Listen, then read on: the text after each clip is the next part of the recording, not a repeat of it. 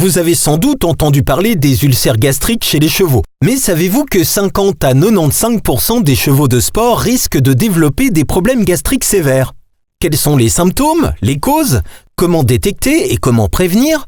Réponse et solutions avec le docteur Lorline Lecoq, spécialiste en médecine interne, et Kevin Bacons, qui propose maintenant 2 nouveaux aliments complémentaires pour répondre à ces problèmes gastriques. Les ulcères, c'est vraiment quelque chose de très très fréquent. C'est une maladie qu'on pense reconnaître chez entre 50 et parfois 95% des chevaux. Donc ça dépend évidemment de leur activité sportive. Plus les chevaux ont une activité sportive soutenue, plus le nombre de chevaux atteints d'ulcères gastriques est élevé. Ce programme vous est présenté par Kevin Bacons. Alors d'où viennent ces ulcères ? C'est une excellente question, c'est la bonne question. Probablement, au départ, c'est un déséquilibre entre la protection de la muqueuse et l'acidité qui attaque la muqueuse gastrique. La protection de la muqueuse, elle se fait par différents biais. La première, c'est qu'il y a vraiment une couche protectrice au niveau de la muqueuse, du mucus, qui va empêcher l'acidité d'atteindre la muqueuse de l'estomac. Mais le plus important, c'est aussi d'essayer de diminuer l'acidité gastrique. Et ça se fait essentiellement chez le cheval par la mastication et la salive. Donc plus un cheval mastique longtemps et salive, plus il va tamponner l'acidité gastrique. Et ça fait d'ailleurs partie des choses à mettre en place dans la prévention des ulcères. Mais avant la prévention, comment peut-on savoir ou reconnaître qu'un cheval est atteint d'ulcères ? Les ulcères gastriques peuvent prendre vraiment différentes formes. Ça va du cheval qui a une contre-performance, donc qui est un peu moins bon dans son travail que d'habitude, jusqu'au cheval qui fait vraiment des signes de colique, qui se roule par terre, se couche sur le dos dès qu'il a fini de manger. Entre ces deux états-là, il y a tout un spectre de signes cliniques. Ça peut être un poil de mauvaise qualité, un cheval qui prend pas de muscle ou qui perd du poids, voire des coliques récurrentes qu'on ne peut pas expliquer par des déplacements ou des coliques gazeuses. Donc ça peut vraiment être très très très large comme symptôme. Alors si l'on reconnaît un de ces symptômes, on fait quoi ? On appelle son vétérinaire parce que tous les symptômes que j'ai cités peuvent être causés par d'autres maladies que les ulcères gastriques. Donc, traiter à l'aveugle n'est pas nécessairement la meilleure façon de savoir si c'est ça. Donc, malheureusement, pour les ulcères, pour diagnostiquer les ulcères, on n'a pas le choix. Il faut faire une gastroscopie. C'est un examen qui est pas très invasif. Donc, on rentre avec une caméra dans l'estomac du cheval et on visualise la muqueuse de l'estomac à 2 endroits. La muqueuse qu'on appelle la muqueuse non glandulaire et la muqueuse glandulaire. Et on voit quel type d'ulcère et à quelle localisation sont situés les ulcères. La prévention, effectivement, c'est toujours le mieux. Donc, comment est-ce qu'on peut prévenir les ulcères ?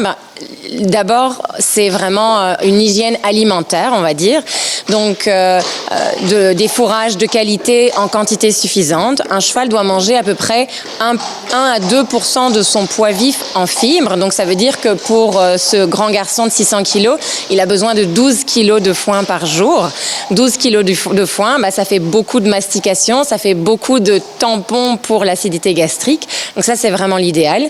Ce qui est aussi important, c'est de lui donner son foin en plusieurs repas pour pas que ce soit fini en une demi-journée et puis qu'il passe l'autre demi-journée avec un estomac vide. Il faut se rappeler que les chevaux, ce sont des herbivores qui normalement sont faits pour vivre en prairie et brouter 22 heures sur 24. Donc en fait, la meilleure prévention, c'est de leur redonner ce régime de vie et cette hygiène de vie-là. La deuxième chose, c'est que nos chevaux de sport ne mangent pas que du foin, ils mangent aussi des grains. Et dans les grains, il y a beaucoup de sucre et beaucoup d'amidon. Et le sucre et l'amidon peuvent, dans certains cas, favoriser l'apparition d'ulcères gastriques. Donc, on essaye de diminuer la quantité de sucre et d'amidon dans les grains. On essaye aussi de favoriser des petits repas.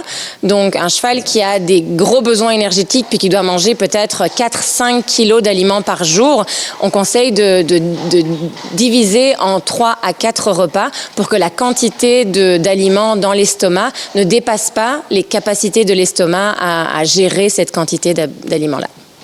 Donc voilà, ça c'est vraiment la meilleure hygiène de vie. Et évidemment, les chevaux qui peuvent, c'est en prairie toute la journée. Ça c'est vraiment le régime de vie le plus naturel et qui évite le plus les ulcères. Pour quelle raison ?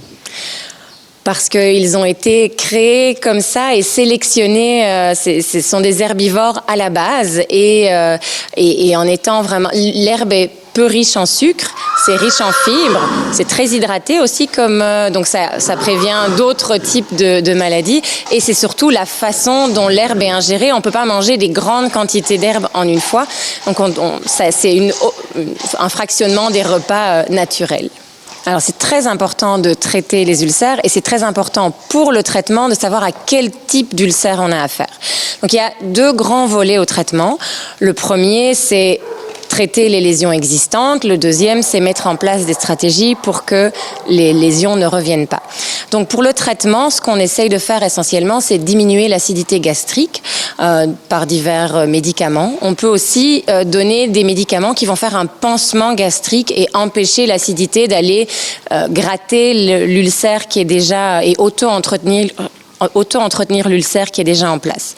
Après, si on traite mais qu'on ne change rien dans la vie du cheval, les ulcères vont très probablement revenir. Et c'est là que l'alimentation et la gestion de l'alimentation est très très importante. Donc on en a déjà parlé, mais donner des fibres en quantité suffisante et pour que le cheval mange sur une longue période de sa journée, diviser les repas, diminuer la quantité de sucre, tout ça c'est des choses qui, même si ça fait partie de la gestion du cheval, c'est en fait le traitement des futurs ulcères pour pas que ça réapparaisse.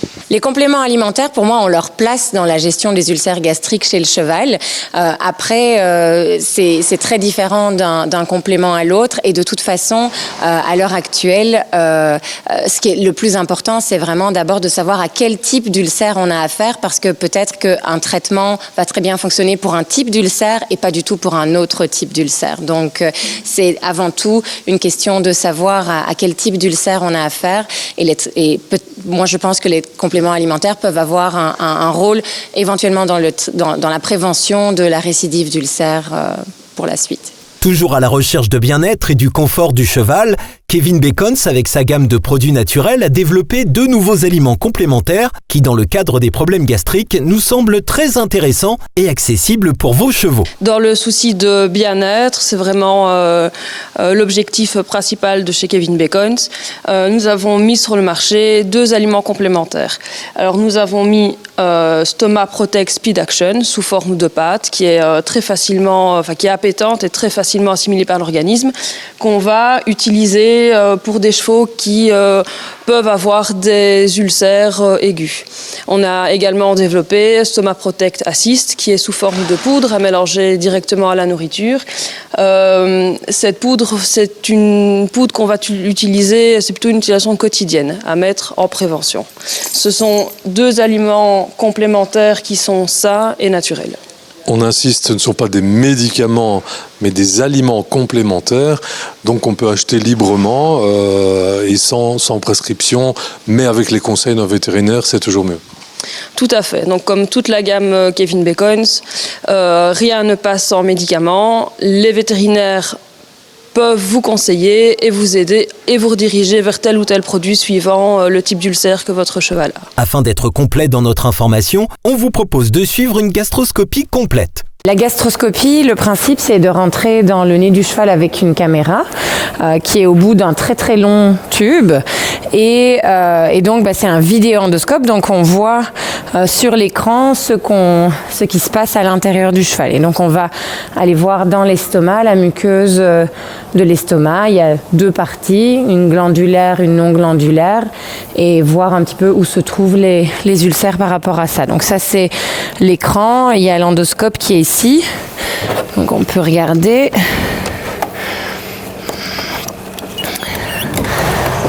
Donc l'estomac est à peu près à 2 mètres du bout du nez, donc on a un long tuyau Ici, il fait 3,30 m. On peut avoir jusqu'à 3,50 m. Et il nous faut le 1,50 m, 1,30 m de plus parce qu'on va faire le tour dans l'estomac pour aller voir vraiment les 360 degrés de l'estomac.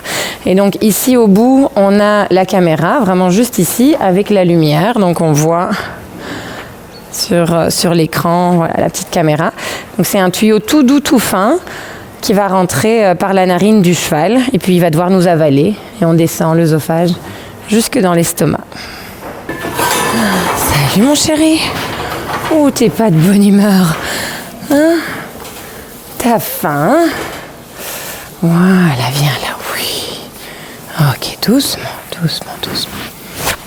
Voilà, viens, doucement, doucement. Alors, ils sont jamais de très bonne humeur quand on vient pour une gastroscopie parce qu'on doit les mettre à jeun 12 heures auparavant. Donc, ça n'aide pas à être de bonne humeur le matin quand on a faim et qu'on est un cheval. Voilà.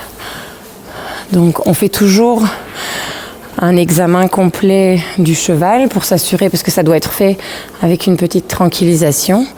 Donc, il faut au moins faire un bon examen général, un bon examen, une bonne auscultation cardiaque pour s'assurer qu'on peut tranquilliser l'animal. Oui, je sais, t'es de mauvaise humeur.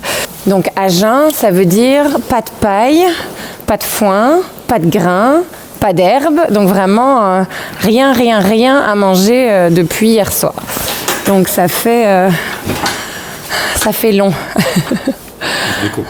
Des copeaux ou les mettre dans un paddock en terre, en sable ou sur tapis de caoutchouc, mais en tout cas ou sur paille mais avec un panier. Ça fonctionne aussi, mais en tout cas rien qui pourrait rentrer dans l'estomac. Sinon, ça va nous empêcher de visualiser ce qu'on doit voir.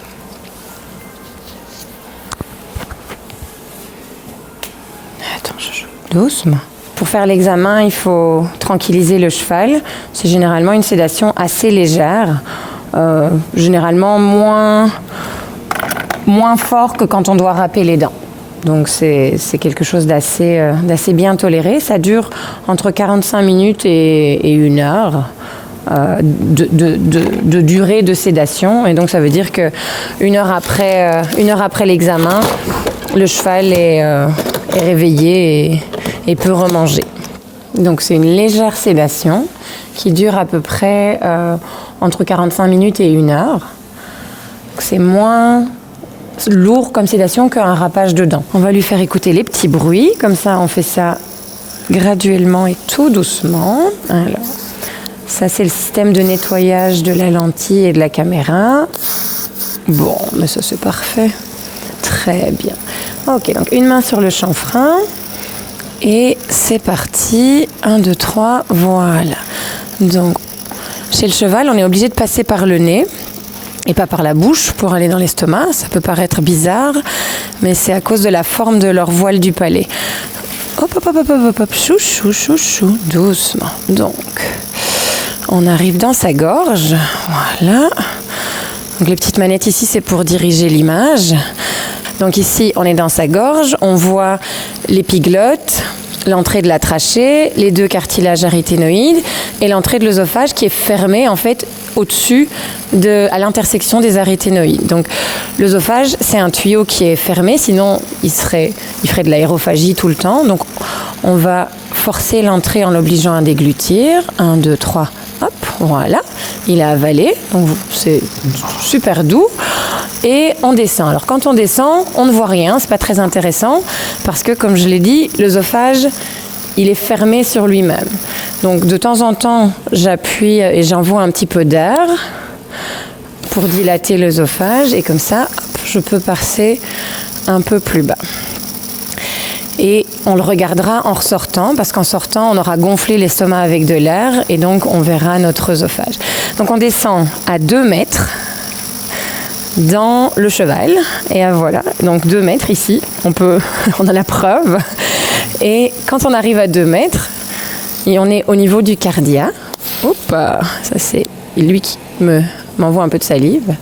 Si la muqueuse nasale est un petit peu sensible, comme aujourd'hui il fait très froid, ça peut provoquer des petits saignements. Donc ici on est rentré dans l'estomac et ce qu'on voit, c'est la partie rose pâle ici, blanchâtre. C'est la partie qu'on appelle la partie non glandulaire. Et dans le fond, on voit la partie foncée, qui est la partie glandulaire, et on voit même l'endoscope. Donc en fait, on a fait 180 degrés, même 360 degrés, et on voit l'endoscope qui rentre dans l'estomac. Et les petites zones plus foncées, c'est des petites particules alimentaires qu'on voit qui sont encore collées à la muqueuse de l'estomac. Donc ici, voilà, on fait un zoom, on voit différemment. Donc la partie ici, c'est la partie glandulaire, donc la partie vraiment qui digère. La partie rose pâle, c'est la partie non glandulaire. Et la jonction entre les deux, on appelle ça la margoplicatus, et c'est ce qui nous intéresse le plus parce que les ulcères, ils se mettent préférentiellement autour de la margoplicatus. Pour obtenir cet état de l'estomac, il faut vraiment 12 heures de jeûne, et on comprend pourquoi il faut que l'estomac soit si vide, parce que si toute cette portion rose foncé était remplie de paille, de grains, d'herbes, de foin, on ne verrait que la portion rose pâle, et on ne verrait pas la jonction qui est vraiment la portion la plus importante dans les ulcères non glandulaires. Donc ici on a fait le tour, on se voit à sortir de l'œsophage ici, ça s'appelle le cardia, et c'est aussi une zone très très importante, c'est une zone où préférentiellement aussi les ulcères aiment bien se mettre, ça s'appelle la petite courbure. Donc nous c'est très important de bien visualiser cet endroit-là aussi. Alors le pylore, on n'est pas toujours capable de rentrer dans le pylore. D'abord, il y a des très grands chevaux, et donc ici on est déjà rentré à 2,30 m à l'intérieur de l'estomac. C'est des chevaux de vraiment grand gabarit, on peut vraiment ne pas y arriver. Ensuite, parfois la forme de l'estomac ou le remplissage de l'estomac fait qu'on n'est pas capable d'y arriver. Voilà, mais ici on y est. Voilà, alors le trou qu'on voit ici, c'est l'entrée de l'intestin grêle. Et on voit ce qu'on disait, les bonnes contractions de l'estomac. Donc pour simplifier les choses, le pylore, c'est un peu le sas entre l'estomac et l'entrée de l'intestin. C'est vraiment la sortie de l'estomac. C'est aussi l'endroit de l'estomac qui est le plus acide. Et du coup, c'est un endroit où on peut vraiment avoir des ulcères, et des ulcères qui sont généralement très très douloureux parce que c'est tout le temps sous l'acidité, et donc c'est un peu comme si on avait une croûte qu'on grattait en permanence. C'est une zone sous pression. Pas sous pression, mais vraiment soumise à des agents chimiques, c'est de l'acide chlorhydrique, donc on a un pH à ce niveau-là qui est en bas de 4, alors qu'un pH normal c'est 7,5, donc c'est vraiment très très très très acide. C'est le but aussi, mais ça veut dire que dès qu'il y a une plaie à cet endroit-là, c'est une plaie qui ne va pas cicatriser par elle-même, et donc c'est vraiment des choses qui vont s'auto-entretenir à cause de l'acidité. Et c'est très douloureux. Et c'est extrêmement douloureux.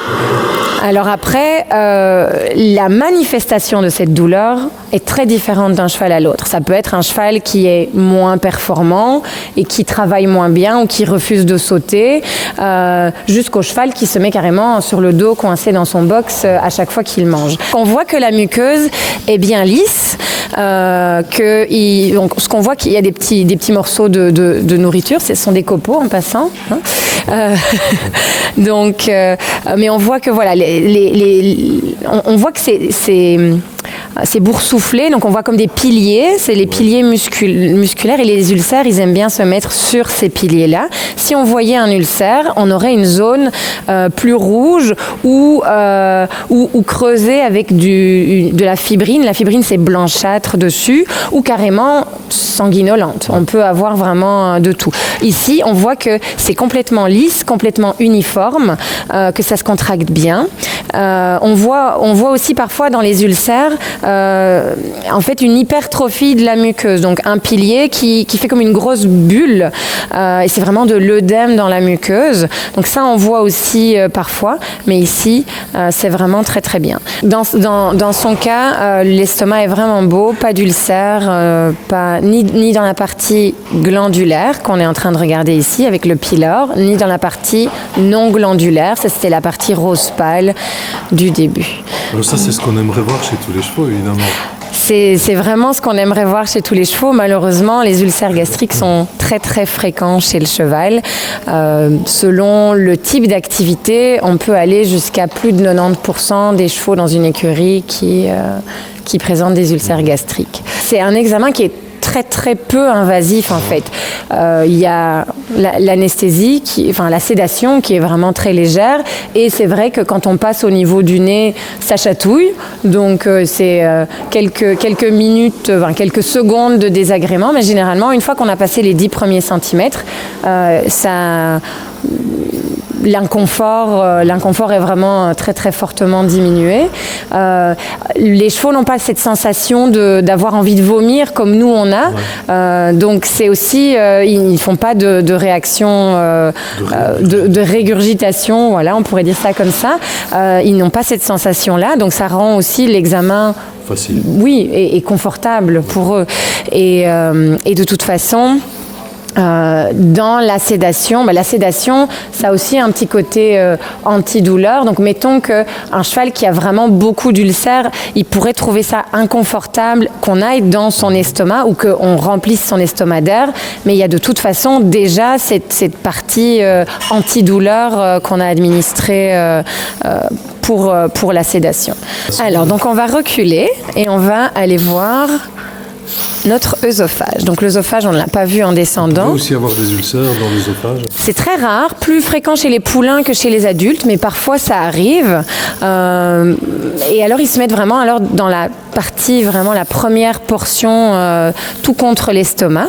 Mais ce qu'on regarde aussi dans l'œsophage, c'est sa forme.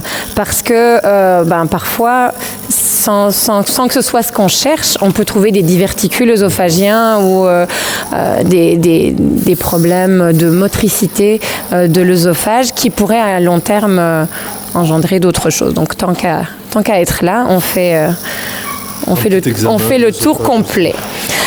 Donc ce qu'on voit, c'est que ça se contracte devant nous et c'est exactement ce qu'on attend de l'œsophage. Donc c'est pas. Donc il emmène la nourriture vers l'estomac. Et ce sont des contractions vraiment échelonnées depuis l'entrée de la gorge jusqu'à l'estomac. Et donc là, en fait, en se contractant, il essaye de faire descendre l'endoscope, mais qui remonte. Mais on voit qu'il a une forme bien tubulaire, qu'il se ferme devant nous. Donc ça, c'est exactement ce qu'on attend. Voilà, hop. D'un œsophage en bonne santé.